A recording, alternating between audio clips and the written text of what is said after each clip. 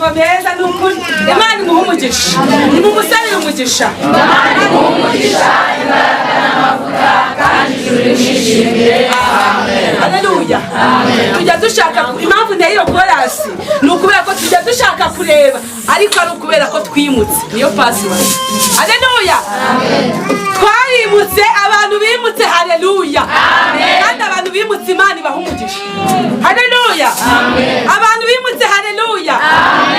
Yesu yaratwimuye. Rero niba yarakwimuye ukajya ureba ugasubiza amaso inyuma ukareba ibintu zose Yesu yakwimuyeho, nawe ujye umubwira ngo noneho ndashaka kureba.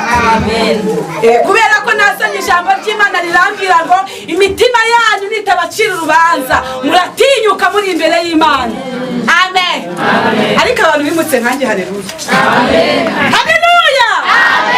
Haleluya. Abantu bavanye kure. Haleluya. Niko muri bunyumve. Amen. N'abantu bumva nyine nta kibazo bafitanye n'Imana. Haleluya. Imana ibaha umugisha. Ubwo mwimutse mutinyuka imbere y'Imana mushake kureba nk'uko ijambo ry'Imana ryatubwira. Ndabasaba mu byo bagomba kugira ngo muhaguruke hanyuma duhimbaze Imana akanya gatoya, kandi mubikore mubikunze, kuko abantu babikora babikunze n'ukuri muzagororerwa, kandi muzagororerwa n'Imana. Imana ibaha umugisha. Niba nawe ubishaka ko yamamara